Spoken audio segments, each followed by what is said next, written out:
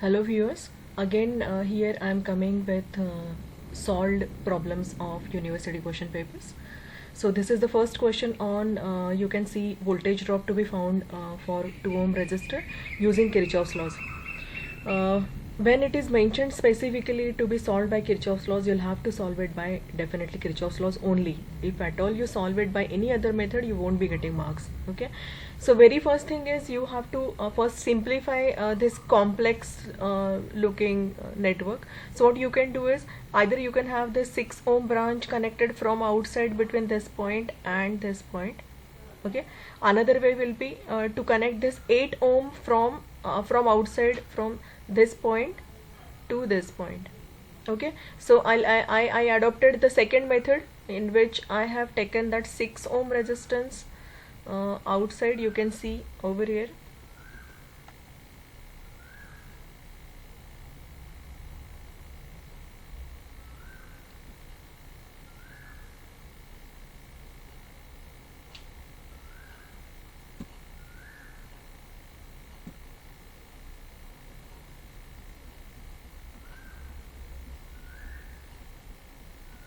Okay, so you can see over here the 6 ohm branch, the branch you can see over here. There was a jumper over here. What do you mean by jumper is there is no electrical connection between 6 ohm and 8 ohm branch. Okay, so that is what this jumper indicates. Fine. So what I do is I have connected this 6 ohm from outside between this point and this point. You can see over here. Okay, so from this point to this point the 6 ohm resistor is connected. Okay, one more thing over here is what I did is just because it is to be solved by Kirchhoff's laws. There are two methods when I solve it by Kirchhoff's laws. One is what is called as loop current method and another is what is called as branch current method. In the loop current method, the people say that it is technically not that sound as the branch current method, because in the loop current method we never apply KCL anywhere. Okay, it is sheer application of KVLs. You just have to see whether it is voltage drop or voltage rise. You have to take voltage drops as negative and voltage rises as positive, and just go on solving the KVL. One more rule to be seen over there is you have to go with the loop current, traverse with the loop current. Okay, the method over here which I have employed, which is technically sound as many people say about it, that is what is called as branch current method. What is meant by branch current method is you have to solve the things from the source. So source over here is 4 volt. So first current I have taken it as I, that is getting divided over here as I1 and I2. You can see, so I1 is going through 4 and I2 is going through 6. Okay, again there is one more current division over here. You can see that I1 is getting divided into I3, and this I have taken it as I1 minus I3. Okay, so the difference current is flowing back from here. Okay, so you can see I2 is coming like this from over here and I3 is coming like this over here.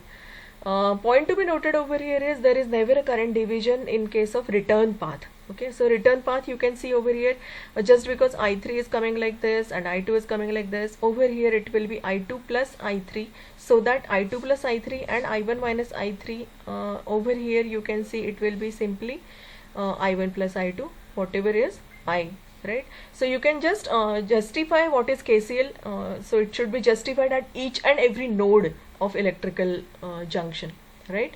So this is how we do. So the very first step whenever it is a problem to be solved by Kirchhoff's laws is you'll have to do the current division applying KCL at every node. Okay, so that is how the current division is done. So that is the very first step. The second step is you have to identify which are the different loops. Okay, so the loops normally chosen are the ones you can see it differently. Okay, so differently means this is one loop. Okay, this is another loop. Okay, and the third loop is either you can see this as the outermost loop, or you can see it as this loop which is consisting of 4 volt, 6 and then back from 8. Okay, so I have considered these three. One is this in which we have 4 volt, 4 ohm and 8 ohm. Okay, the second loop I considered was 8 ohm, 2 ohm, and this last is 4 ohms, 6 ohm, sorry. Okay, and the last one is 4 volts, 6 ohm, and the last one is 6 ohm. Okay, so let us apply KVL one after the other. While applying KVL, you have to take precaution. The precautions are, the very first thing is voltage rises to be taken as positive, voltage drops to be taken as negative. Secondly, you have to see whether the branch current and loop current directions are same or not. If at all branch current and loop current directions are exactly opposite, in that case you will have to take that drop as positive. Okay, so let us consider one by one. So let us first take this loop, in which will be always sticking with the clockwise loop currents. Okay, irrespective anything. Okay, even if the source is connected in the reverse polarity, will be always taking the loop currents as clockwise ones. Okay, so let us traverse like this. So it will be 4 minus, it will be 4i1, it will be this as minus 8i1 minus i3. Okay, so you can see over here, yes, you can see over here it is 4 minus 4i1 minus 8, it is i1 minus i3 is equal to 0. Okay, so you have to write the KVL as it is sum of voltage drops and voltage rises to be equal to 0. Okay, taking into account the directions also. Fine. So if you solve this, it will be 4 is equal to 4i1 plus 8i1 minus i3. Okay, again point to be noted over here is you have to write down the terms in the order, in the sequence in which the currents are divided. Okay, so it is first I, then it is I1 and I2, and then it is I3. Okay, so the first current you will be writing always will be I1, then I2, and then I3. Okay, so if you simplify the first equation, what do you get? You get it as 1 is equal to I1 plus 2I1 minus 2I3. Okay, so this is your first equation. Okay, so that this is your equation, 1 is equal to 3i1 minus 2i3. Okay, so this is the very first equation. Similarly, if you see the second equation will be, again I will be taking this as a clockwise one. Now when I see this clockwise loop current, you can see over here the current which is traversing in 8 is exactly in the opposite direction as the loop current. So despite a drop, I will be treating it as positive, as I have already said. So I have written it as plus 8i1 minus i3. Okay, why plus? Because loop current and branch current directions are exactly opposite. Okay, because loop is traversing from, see, like this, and the loop and the branch current is traversing from like this. Okay, so exactly opposite. So that is why it is plus 8i1 minus i3. Okay, then it is minus 2i3. Why minus 2i3? Because it's a drop and it is in the same direction as loop current. Okay, and then it is minus 6, it will be i2 plus i3. Okay, why I2 plus I3? Because I2 is coming from here, I3 is coming from here. So the branch current that will be from 6, it will be I2 plus I3. Okay, so that is how I again solve this equation. As I said, you will be writing the terms in terms of the first I1, then I2, and then I3. So it will be 8I1 minus 6I2 minus 16I3 is equal to 0. So it will be 4I1 minus 3I2 minus 8I3 is equal to 0. You have to reduce if at all it is getting divided, right? So that is how you get the second equation, right? Now about the third equation, you can see over here. The third equation you can see over here, it is 4 minus 6i2 minus 6i2 plus i3 is equal to 0. Okay, so the outermost loop. So it will be 4 minus 6i2 minus 6i2 plus i3 is equal to 0. Okay, once you assign the branch current, it never changes. You can see over here also it was 6 into i2 plus i3. Over here also you can see it as 6 i2 plus i3. Okay, so once you assign the branch current remains same, right? Okay, irrespective of anything.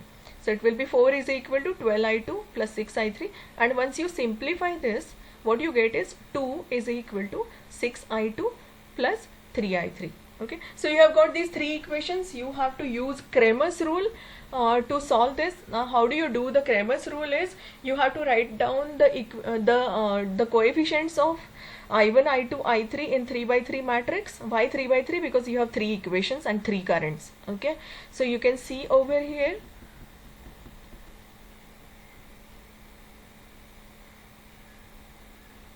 Okay, you can see over here, see, it is a 3 by 3 matrix. So this is the first equation's coefficient, this is the second equation's coefficients, this is the third equation coefficients.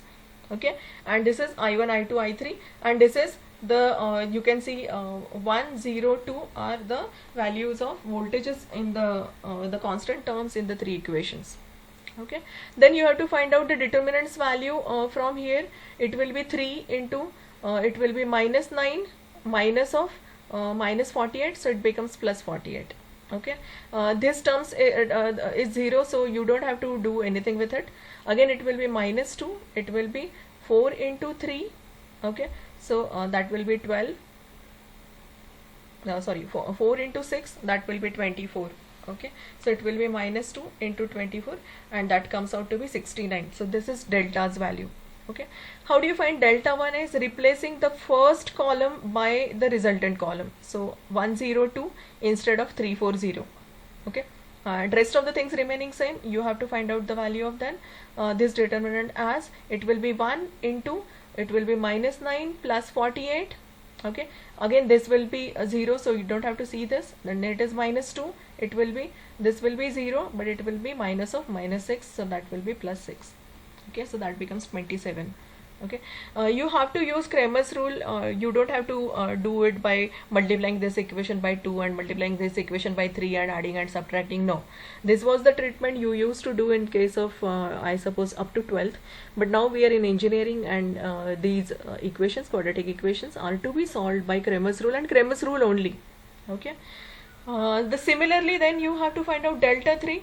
Delta 2, as we have seen, the second column was replaced by the resultant column. Delta 3 is third column is replaced by the resultant column. Okay, so likewise you will be finding out delta 3 also, so that now I1 will be equal to delta 1 upon delta, I2 will be equal to delta 2 upon delta, and I3 will be equal to delta 3 upon delta. Likewise you have to find out these values.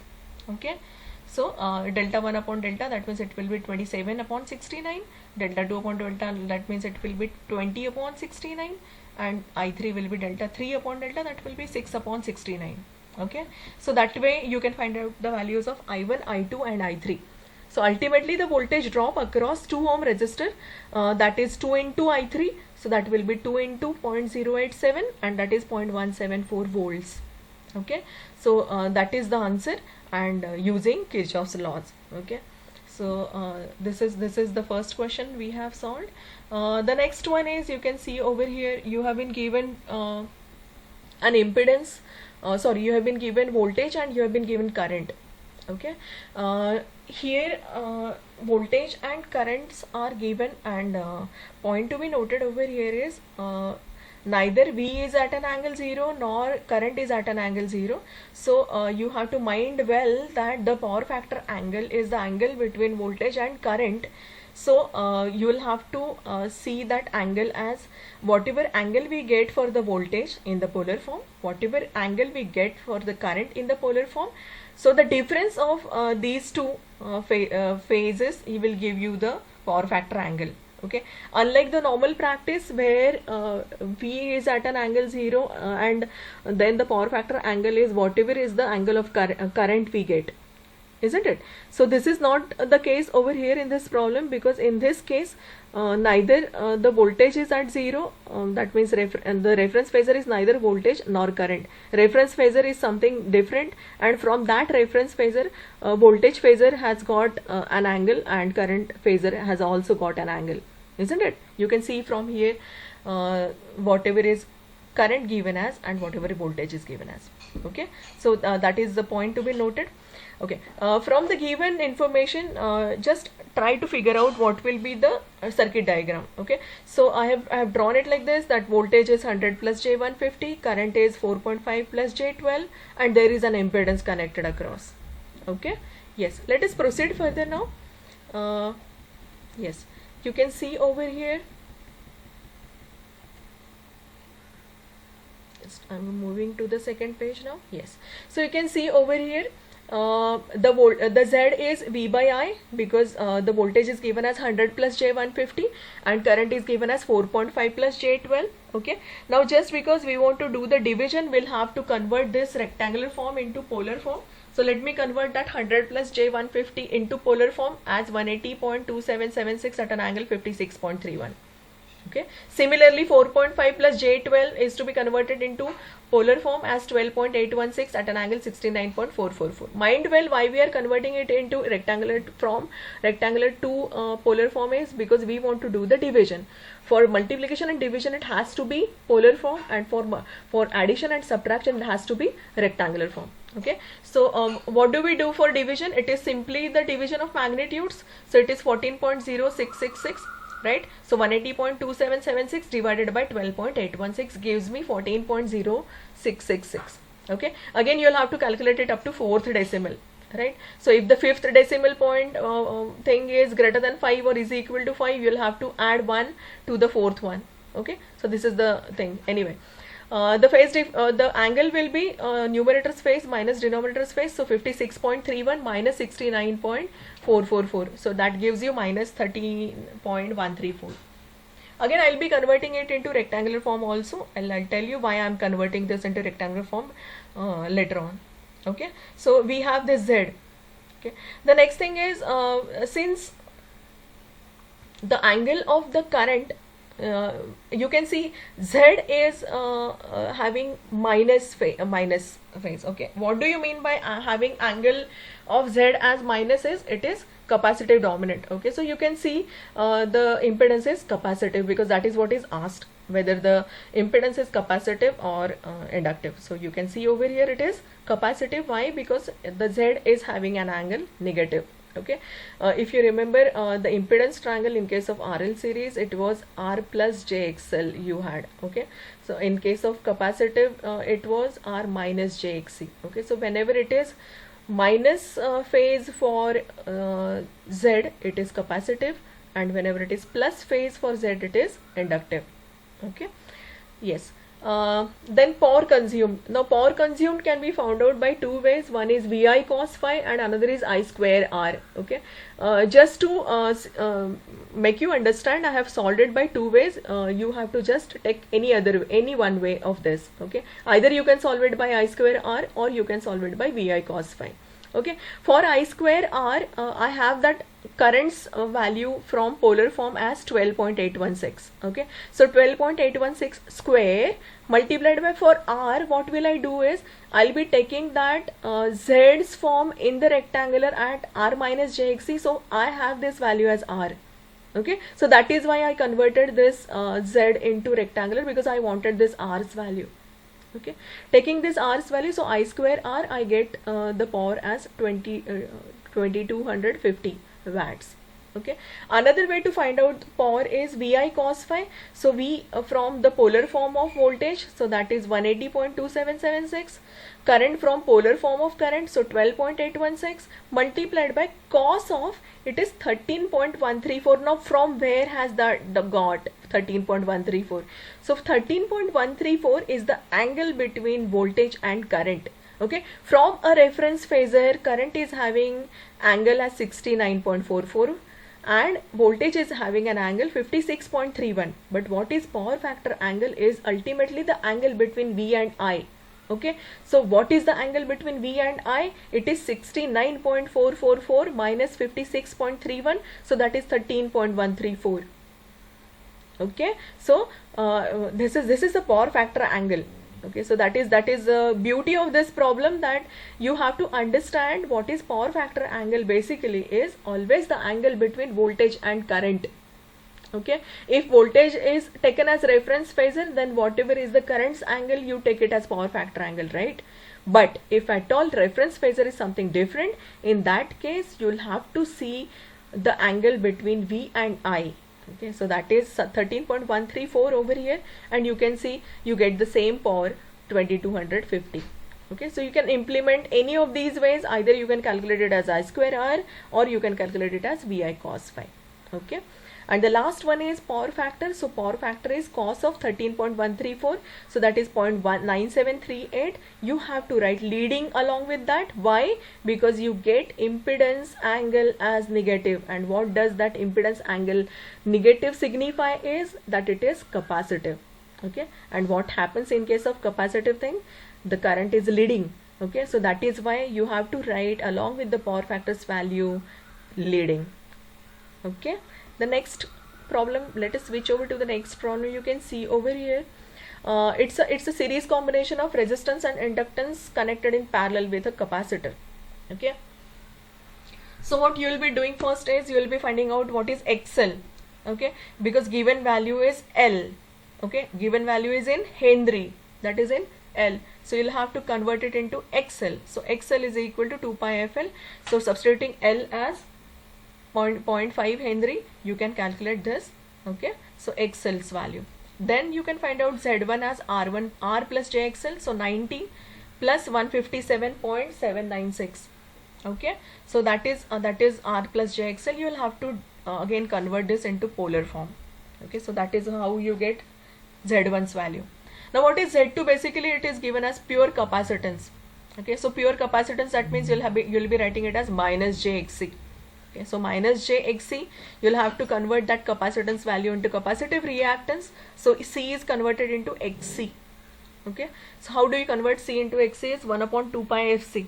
So it will be minus J 1 upon 2 pi FC. You substitute 2 into pi. Again pi is to be directly taken from calculator and not as 3.14 and not as 22 by 7. Okay, you can directly take it from your calculator. Yes, so it comes out to be minus J 159.1549. Okay, its polar form will be 159.1549. at an angle it will be minus 90. Okay, then the total impedance can be calculated as Z as equal to Z1 Z2 upon Z1 plus Z2. Now since it is in the numerator multiplication, you will need polar form, and in the denominator it will be addition, so you will be needing rectangular form. Okay, so you have rectangular and polar form of Z1 and Z2.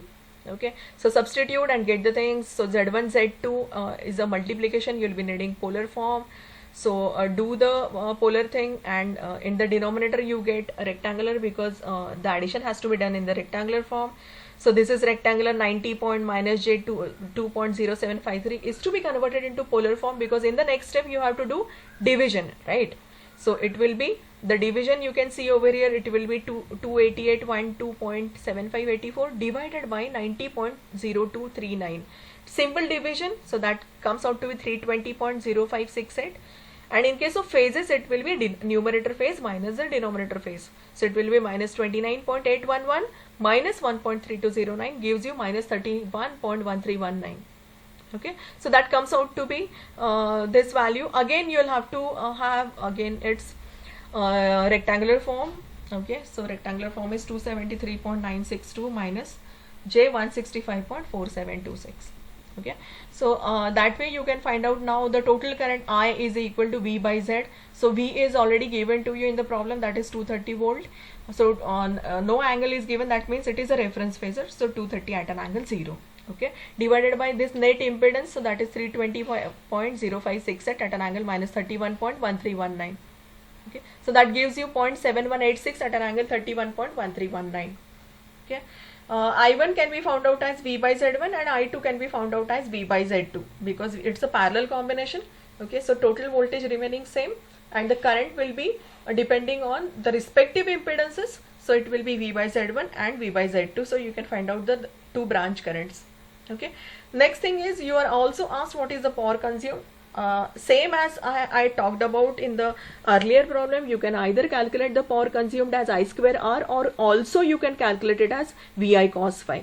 Okay, in case of I square R, R is the one in that is in the rectangular form of Z, the first value. Okay, so you can see over here I square R, that means polar form of current. You can see net current 0.7186, so 0.7186 square multiplied by, now what is this R is, you can see over here is, this is the Z I have found out, and this Z's polar form, when I convert it into rectangular form, the very first value I get it as R. Okay, so Z is in R minus JXC form. So this is my R, isn't it? So 0.7186 square into R, I get it as the power. Okay, another way to find out this power is do it as power is equal to VI cos phi. So V is given as 230, I is polar form of current, so that is magnitude 0.7186 multiplied by it is cos of 31.1319. so whatever is current's phase, I have taken it over here. Why? Because voltage is at an angle 0. Okay, since voltage is at an angle 0, whatever will be the current's angle will be the phase angle, power factor angle. Okay, so if I substitute, I get this value. You can see both these values are same, so you can either calculate it the power consumed as I square R, or you can calculate it as VI cos phi. Okay, so that was regarding this. Let us solve one more question paper. You can see over here. Yes. Let us see the first question.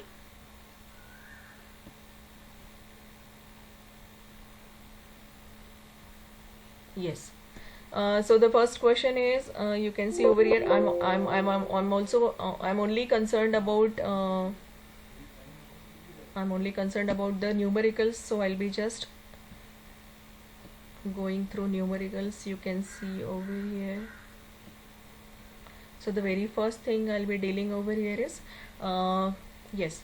So you have to see this problem as you have to apply superposition theorem to calculate the current flowing through 2 ohm resistance. Okay, so the problem is you have to find out the current flowing through 2 ohm resistance. You have been given 3 voltage sources.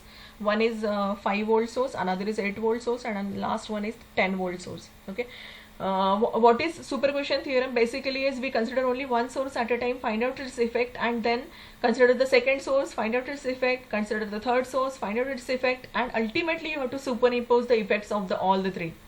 Okay, so let us do it step by step. The very first step is I'm considering the 5 volt source acting alone. Okay, now when I see the 5 volt source acting alone, you can see over here, when I'm saying that 5 volt source is to be acting alone, I'm only considering that 5 volt source. 8 volt source is shorted and 10 volt source is also shorted. Okay, the idea behind it is the sources are, while neglecting the sources, are to be replaced by their internal resistances. If at all internal resistances are not given, ideally the voltage source should have 0 resistance, and ideally current source should have infinite resistance. Now what do you mean by 0 resistance is a short, and what do you mean by infinite resistance is an open circuit.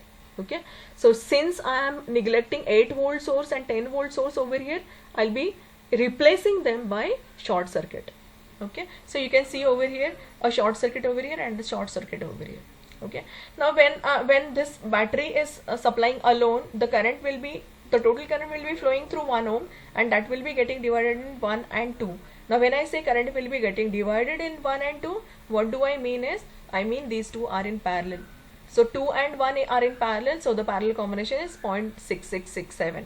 Okay, again point to be remembered over here is up to 12th you used to calculate it, the parallel combination, as 1 upon R is equal to 1 upon R1 plus 1 upon R2, but now we are doing first year engineering, so over here we won't be calculating it as 1 upon R is equal to 1 upon R1 plus 1 upon R2, but we'll be calculating the effective resistance as equal to R1 R2 upon R1 plus R2. Okay, so product upon the sum. Okay, so it will be 2 into 1 upon 2 plus 3. So what will it be? It will be 2 by 3. So that comes out to be 0.6667. Again, the values are to be calculated up to 4th decimal. Okay, so round it off up to 4th decimal. If the 5th one is greater than 5 or equal to 5, you will have to add 1 to the 4th one. If at all it is less than 5, you have to just consider it up to 4th decimal. Okay, so if you see over here, the current flowing supplied by the 5 volt source will be equal to 5 upon 1.667. Okay, so let us proceed further. Yes, you can see over here, so the current supplied by the 5 volt battery will be 3 amperes. Okay, but what we have to find out is current flowing through 2 ohm. So current flowing through 2 ohm will be, it is if you remember, it was parallel combination of 2 and 1. I want to find out the current through 2. so it will be 1 upon 1 plus 2 into 3. Okay, so what is the speciality of current division? It is always the opposite resistance which comes into the picture in the numerator. Denominator is sum of the resistances and it is multiplied by the total current. Okay, so if it would have been the current flowing through 1 ohm to be found out, it would have been 2 over here in the numerator, right? So current flowing through 2 ohm will be 1 upon 1 plus 2 into 3, so that gives you 1 ampere. Okay, so that is the first effect I have found out. The second one is while considering 8 volt source acting alone, over here you can see this is shorted and this source is also shorted. So you can see over here the current flowing from 8 will be passing through 1 and 2. So current is getting divided between 1 and 2. So 1 and 2 are in again parallel. So it gives you 0.667 and this branch remaining same. Okay, so you can see over here the current flowing through supplied by the 8 volt battery will be 8 upon 1.667, so that gives me 4.8. Okay, and current flowing through 2 ohm resistance, again it will be the parallel combination is there 2 and 1, so it will be 1 upon 1 plus 2 into 4.8, that gives me 1.6 amperes. Okay, and the last one is considering 10 volt source acting alone, so it will be like this. So in this case you can see over here is when the current is getting over here, it is getting divided between 1 and 1. Okay, just because the equal resistances are there, it will be half, isn't it? So it will be 1 and 1 parallel combination is half of it, so 0.5. Okay, so what will be the current supplied by 10 volt battery? It will be 10 upon 2.5, so that comes out to be 4 ampere. But I need to find out the current flowing through 2 ohm, so it will be 1 upon so it will be the same current, so it will be 4.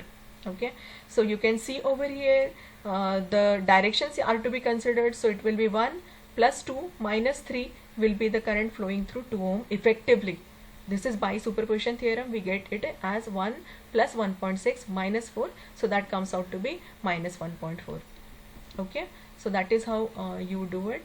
The last problem we'll be dealing with today is, yes, you can see over here it's a RLC series circuit, RLC parallel circuit, sorry. So you can see over here two impedances, those are connected in parallel across a 250 volts 50 hertz source.